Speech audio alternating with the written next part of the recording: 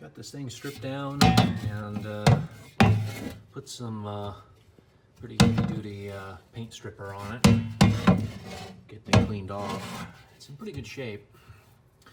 I think I'm going to leave this old friction tape on here. It would be a nightmare to take off. But yeah, unfortunately you can see where the rust got underneath the surface of the paint and kind of went at it. So I got to get this off of there. And, so as much as I don't want to over-restore this thing, I guess it's chrome-plated, but I mean, it is what it is. It's, I'm going to leave it like that, not put a high polish on it. This has got keep a patina or wasabi or whatever you want to call that look. I got the new paint applied, and I think this came out great. I really like this. This is what the speaker looked like originally. It's this old fashioned looking, they call it a crinkle paint or a wrinkle paint. I don't know if I can get the detail in it, but you see it's got these little minute wrinkle patterns in it, which is pretty neat.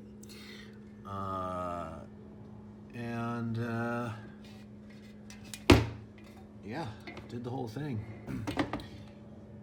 Came out nice. Got this tag polished up. I didn't want to over polish it or dunk it in like Tarnex or anything like that, so leave a little patina on it. And this speaker, I went down to the thrift store and sifted through their like bookshelf component speakers, and I found this thing. Measured it out, and it's just the right size. I think that cover will still fit on this with that those little ears. I'll find out in a minute.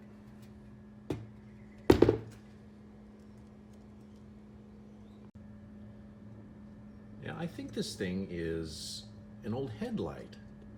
Look at it. It looks like it mounted to the side of a radiator grill, and one of those old pod headlights from the 20s or 30s. Or maybe it's an old fog light, accessory fog light. It sort of mounts to the bumper. Whoa, that was interesting noise. Anyway, mounts to the bumper.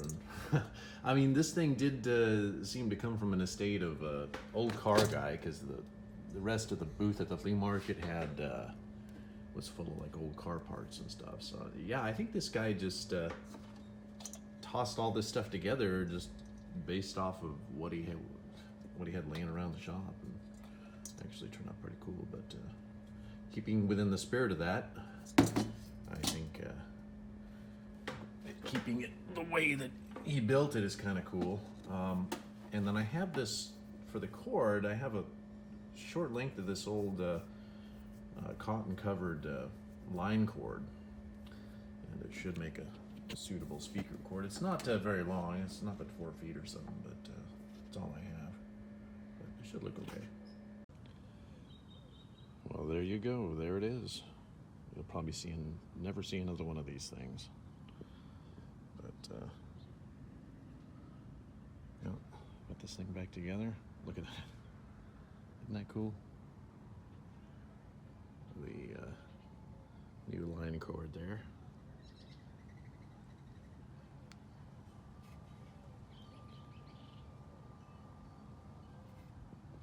That probably sounds horrible. Let's find out. Okay, I have it attached to this little table radio here with the internal speaker disconnected. And this radio actually sounds really good. So this will be a good test for this thing.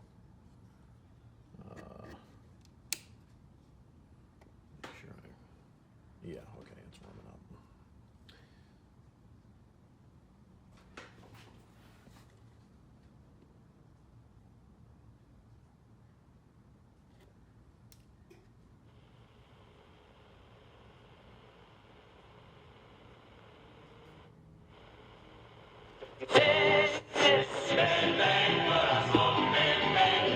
Ya no me hagas tanto padecer.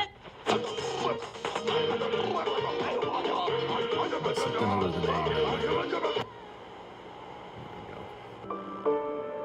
ain't nothing perfect. I still stumble every single day. Only way. She took the midnight train going. We've got tickets to so many of the big shows coming our way in the coming weeks and months. Do yourself a huge favor. Try to score some freebies. Simply visit our website, 937theriver.com/contests. Take a little look-see. There's the distortion real quick. As they were driving. Well, I found a girl From darkest Peru. now Stay on one song too long, we get a copyright strike. in Hollywood. Been 19 through the 31st. Not classical here.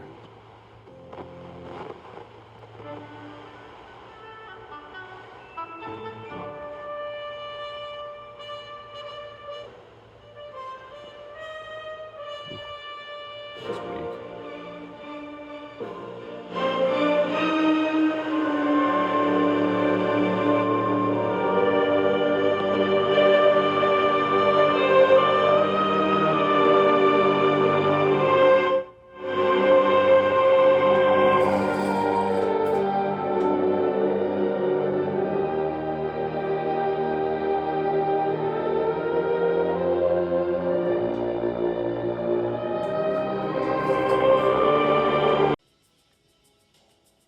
Just for laughs, I tried this on another amp, a better amp, and I mean, same sort of thing.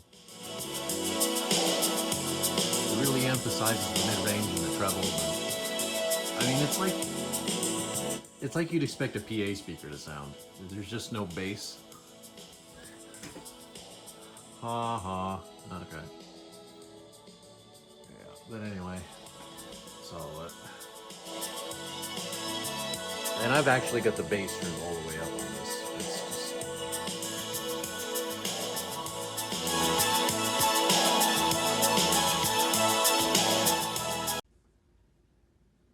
Anyway, before there's a copyright strike, that's the end result. It is what it is, but it was a fun project.